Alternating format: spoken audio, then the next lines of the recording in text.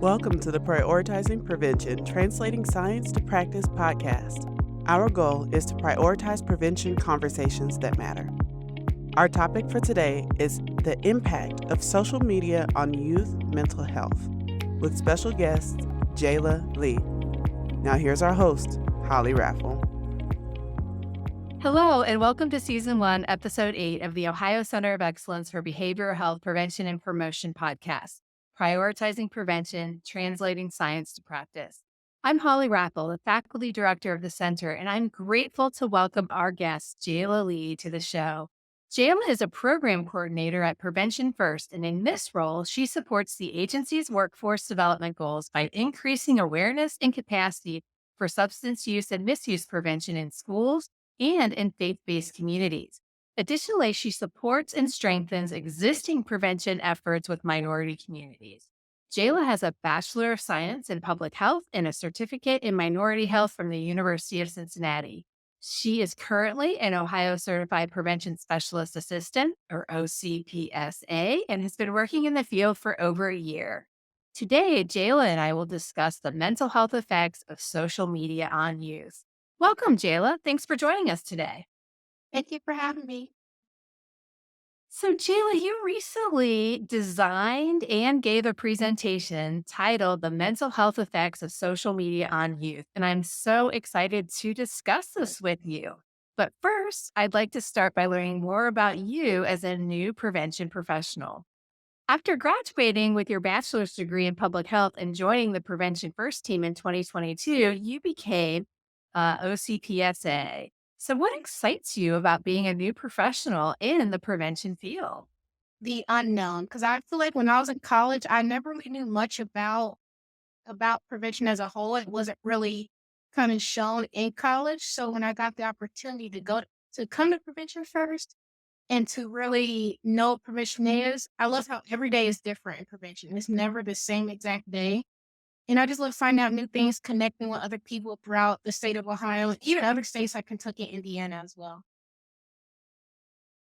Absolutely. You're right. Like if you've been to one prevention event or been to one community, you've been to one community. There's always something else to learn. So as you work towards becoming an Ohio Certified Prevention Specialist or OCPS for our listeners out there, what resources have you found that have supported you through this certification process? The number one resource for me is OCAM Network. And if, some of our audience don't know what OCAM is, they see Ohio Coaching and Mentoring. So it's a group of coaches who have years and years of experience in the prevention space and prevention world. And they coach you, they supervise you, they help you fill out your grids that you need for each certification. And then on the website, they have a whole bunch of trainings listed, a bunch of trainings all the way until at least from right now, next year till May 2024, I would say, and it goes on from P1 to P6 in all the certifications. So all the hours you need, we have them on the website, or at least not all, we have most of the hours. That's the number one resource that I use to help get my certification and help me progress in my career. Oh, thank you so much. And you obviously are very grounded in the process and supported. But when you talk about P1 through P6, can you help our audience who's plugged in at home know what those P's mean? So P1 to P6 is the domains that you need. So for each domain, you need a certain amount of hours for your certification. So P1 is planning and evaluation. P2, prevention education and service delivery. P3 is communications. P4 is community organization. P5 is public policy and environmental change. P6 is professional growth responsibility. P7 is ethics, and then P8 is cultural competency. So you need a certain amount of hours for each domain. So OCAM has all the way from P1 through P6 to help you get those certifications, help you get those hours to help you get your OCPS or your OCPC as well. That's amazing. Thank you so much, Shayla, for going through those different domains to becoming a well rounded prevention professional. So, as you are going through this process yourself, what advice or words of encouragement would you give to other new professionals or current students who are considering entering the prevention profession? Yeah, some advice I would give them is to keep an open mind. The one reason why I chose public health because I knew once you graduate, it's such a broad major. You can do so many things with public health. So if you're planning on going into prevention, it's important to keep an open mind because you're going to be doing different things every day. Be open to all the possibilities because you can really network and meet new people and really expand your career as a preventionist. So I would say keep an open mind and don't be afraid to be in uncomfortable spaces. Just kind of set a good foundation for yourself, talk to people, and yeah, just be yourself and it'll work out in the end. Well, that is just, well said and well put. Public health means different things to different people. And by allowing yourself to be open to the process, even though it can sometimes make us feel uncomfortable, we can land in destinations that we never imagined. And speaking of being uncomfortable, social media and youth mental health, right? That's really a hot topic lately. And it's one that has a lot of tension because youth social media use is so prevalent in our society and we see widespread use and early adoption. You recently presented to prevention professionals at a conference about the effects of social media on youth mental health. And in your presentation, you shared that up to 95% of youth ages 13 through 17 use a social media platform, even though the minimum age required is typically 13. Nearly 40% of youth ages 8 to 12 are also using a social media platform. So, why did you choose to create this learning opportunity for prevention professionals about this topic? Yes, I chose to create it because the conference that I presented at, it was prevention professionals, but also it was faith-based. There were a lot of faith leaders there. And there is a certain stigma because I do work with the faith communities as well. There's a stigma that a lot of faith communities, they don't realize the effect that social media has on the youth. And a lot of the faith leaders, they are in the older generation. So social media wasn't huge back then. So now they don't really understand. And I think it's important for me to do this presentation to kind of push the knowledge for them and really educate them. And hopefully they can bring that back to their community and their faith community as well. So, as you thought about your audience and you thought about the topic, which resources did you find the most useful when you were putting together your presentation? When I was researching and finding my resources, I used the World Council of Churches. They had great information on social media youth and what it means in the faith community. I used the US Department of Health and Human Services. I also took inspiration from presentations that I've seen in the past about social media, about youth. And I also took some of my own knowledge that I've just kind of known and kind of seen throughout all my years of being a youth as well and being in the prime time of how social media has a huge effect on our youth as well. That's the main resource that I use for this project, for this presentation. Thank you so much. And there's just so many resources to pull in. And I love that you pulled in your own lived and personal experience as well as information you saw in other presentations. I'm just curious, were there any other social media statistics or facts or findings that stood out to you? I actually didn't find the statistic until after my presentation, which I wish I would have found it before because I feel like it would have created a good discussion. But as we all know, TikTok is a huge social media app nowadays. TikTok is huge. There was a statistic that specifically Black teens have more tendency to use TikTok frequently than any other teenage girls, which I thought, and it showed up in a lot of places. It showed up in a lot of my research after I researched more after the presentation. And I was trying to do some more digging as to why specifically Black teens. There were some reported encountering about positive identity affirming content related to their race, at least monthly on that platform. But that was all I could really find. That's why I kind of wish I found it before my presentation because I feel like that would have created a great discussion. And that would have created a great discussion in that room. But that was definitely an interesting statistic, or I guess kind of fact that I saw as I was researching after my presentation as well. I love giving presentations because of the dialogue, right? I mean, your role as a presenter is to provide information, but it's really food for thought. So I'm just curious, when you gave your presentation, what dialogue came from it? Yes, it was good dialogue because I had people in there that came from a business standpoint. I had people come in there that came from a parent standpoint, and I also had youth in there. We had the Hope Squad from Middletown High School, and we had a youth perspective as well. So every topic that I brought up, that I'll talk about more like the evidence gaps, the positive and negative benefits. They were able to bring their own perspective based off of how they grew up and what type of generation they're in now. And each person was able to hear on each person, hear their perspective, hear why social media has an effect and kind of relate to each other in a way. And it was a great discussion, a great collaboration between everyone in that room. Well, thank you for spurring that great conversation because that's how we grow. Yes. One theme that you've been talking about over and over again as we've been sharing this time together is this dualistic role that social media is playing because it has the potential to promote peer connection and support, but at the same time, there's also potential negative effects. And so we really have the both and here. And so when both factors are true, something can have very positive affirming effects. It can be tricky to navigate when there's also negative effects that are very real and can have serious consequences. So, what are some of the positive benefits you found for youth who choose to use social media? Yeah, some positive benefits that I found was it provides immediate access to important information. There was a lot of youth in my presentation and also me as well. You know, a lot of youth, they don't like watching the news on TV. And honestly, Twitter, or as we call it now, X, is kind of like our news. Every major news event that happens, the first time I see it is on my phone. It's on X. It's on Twitter. It provides that immediate access to any important information that you can see, and it's kind of right there in your hands, which is very beneficial because not a lot of people watch TV. Not a lot of people watch the news. Yeah, so youth can build positive community connection with others who share similar identities, abilities, and interests as well.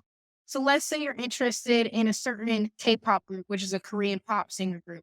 You can have those group of people that you talk about with all day long about it, because there might not be people in your real life who kind of understand that. So kind of it's a form of acceptance as well. You can create, you can bond people all over the world. So if we live in Ohio, you can bond with someone who lives all the way in Paris, who lives all the way in Spain. It's very cool to connect with each other that way easily just through a little small mobile device as well. So, now, Jayla, let's just pause and think of the flip side. What are some of the potential negative outcomes or risks for youth and young people to be aware of when using social media? Yes. And like you said, unfortunately, there are many negative outcomes or risks involving social media. One of them is the access to extreme, maybe inappropriate and harmful content that continues to be easily and widely accessible by children and adolescents. It is very easy to go on your phone and see any extreme, inappropriate content that even though you can click a button saying, I don't want to see it or not interested, somehow it still can pop up on your feed. It's very hard to kind of switch it off and take that away from your feed as well. And then that's a statistic. Nearly 6 in 10 adolescent girls say that they've been contacted by a stranger on social media platforms in a way that makes them feel uncomfortable. We've seen many stories about how there might be 12, 13-year-old girls being contacted by older guys, specifically on Snapchat. Snapchat is very bad for them because on any social media platform, you can create a persona, you can create identity. You don't have to put down your real age. You can put a different picture down. And that's very dangerous, like I say, especially on Snapchat, because well, Snapchat it also shows your location. So unless you turn it off, people can see your location on a specific map on Snapchat as well. So it's very dangerous in a way that if you don't take the right precautions for your safety, yes, you can end up in a bad situation. You did not protect your safety and your privacy on social media as well. And also, in a certain view of about 36 studies, I would say, there was a consistent relationship found between cyberbullying via social media and depression among children and adolescents as well. Cyberbullying is huge because, like I said, you can create a persona online. There's people that can just type and type away on their phones. There are people that might not be happy in their real lives. They go on the internet and kind of take it on to other people. They start typing and typing away. And like I said earlier, you can create that persona. You can create that different person on social media and really create a whole new life for yourself. And that is definitely some of the negative effects about social media, which is unfortunate, which is what we are trying to change, but unfortunately, it's going to be there for years on top of years unless we make change, unless we come together and collaborate with each other. Absolutely. And coming together and collaborating with each other is also doing research to see what is the effect of social media on young people and what are the positives, what are the negatives, and what do we need to pay more attention to. And in fact, you in your presentation identified a need for additional research to give us a more comprehensive understanding of the effects of social media on youth. So, after exploring this topic in depth, presenting on it, hearing feedback from your audience, what are some data you think that we could all benefit to broaden our understanding of how social media impacts youth mental health? Some data that I thought would be interesting actually relates back to our other project, the social determinants of health, and kind of finding data around that, whether you don't know what people's housing looks like, access, education. You don't know what their home life is and whether they kind of take social media as like their comfort zone because they find that little bit of community or acceptance. You don't know if people don't have access to a trusted adult that they can talk with if they have any problems like that. So they kind of go to social media for that acceptance, for that someone to listen to them. Those are some of the data that I would be interested in finding and even finding more of. And I'm still doing research all the time about it because this is a very interesting topic and it's very prominent in our world today. And you don't know whether, kind of like Sarah, you don't know whether where people are born, where they grow up, where they live, where they work, where their age. You don't know their environment, and their environment can really affect their mental health. So they use that social media as a way to kind of just talk it out, to kind of use it as a comfort zone if they don't have anyone else in their life that they can speak to. So that's some data that I would really want to look more into. Yeah, absolutely. So, how do you see your presentation growing every time you give it? I would say the more research I do and the more I present, I really feel like the discussions that happen in the presentation, those really can carry everyone forward. Because after that discussion that I had in my presentation, I went back and did even more research because I was like, I never looked at it from like a business standpoint. I've never looked at it from a parent standpoint because obviously I'm not a parent, but I looked at it from a parent standpoint. But it's interesting to hear, their point of view. So I think the more you collaborate, the more you have those discussions, it can really push people and bring people together rather than having those separate silos or silos, as they would say. You come together for the same goal. And I think that could progress the more discussion, the more open mindedness that you have about this topic. And that's one thing I love about prevention is that there's evolution on topics, right? You give one presentation at one point in time, and you may never be able to give that presentation in the same way again. Um, and I know in your presentation, you talked about this notion of evidence gaps. Can you speak a little bit more to why you chose to include that in your presentation and why you felt that was important? Yeah.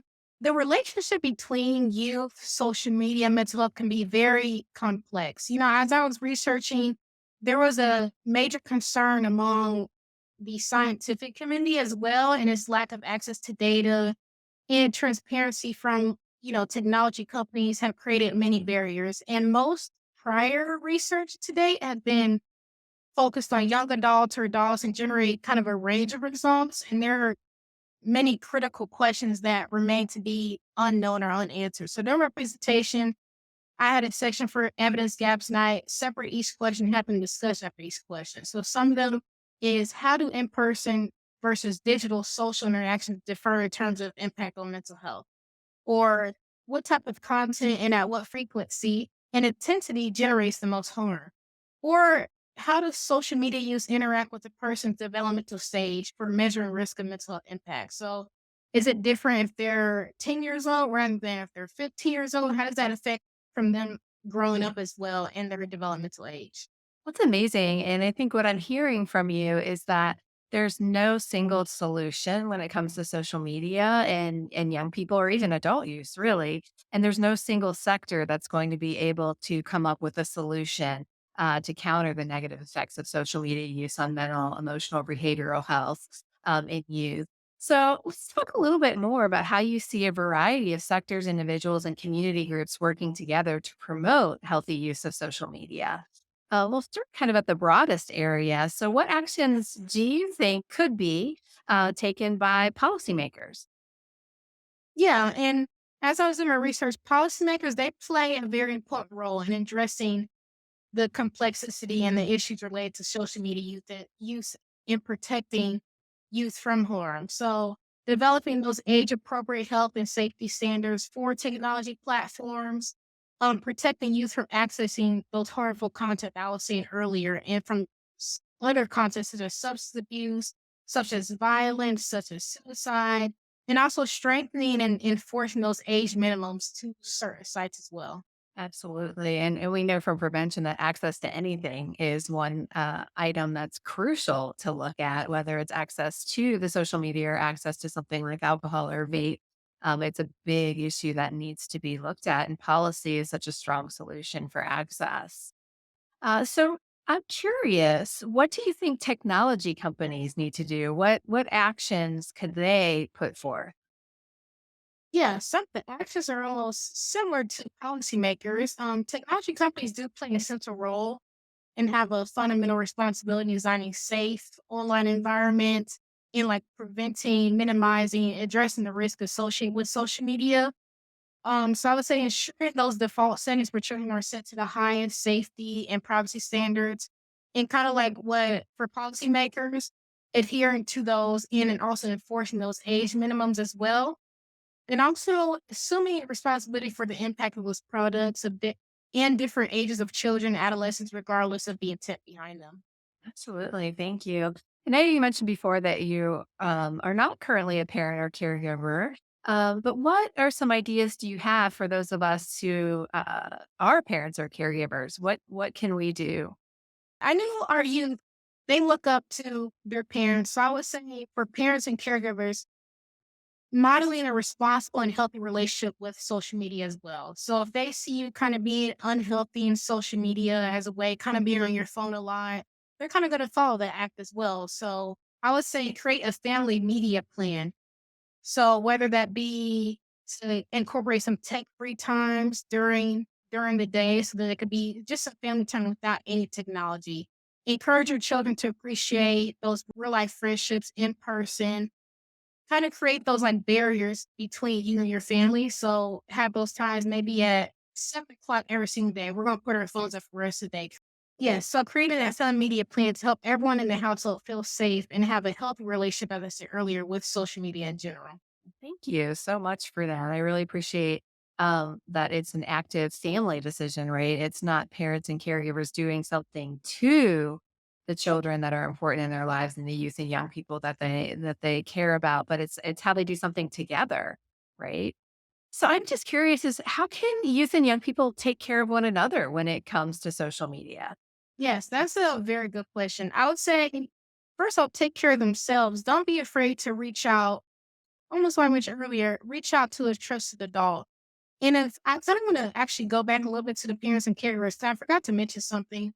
During the presentation, like I said, we had a couple guys there who were at the business standpoint.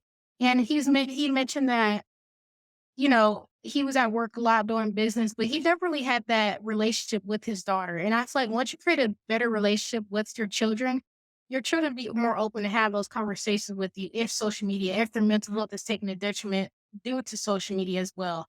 So for our youth, it is important to find whether there is a parent, whether it is a counselor, whether that any type of trusted adult in your life is important to talk to them if you're having any troubles. Another ways is muting certain words or blocking certain words on social media as well. There's always buttons on there you can block for indefinitely for 30 days, for maybe 15 days, you can block it.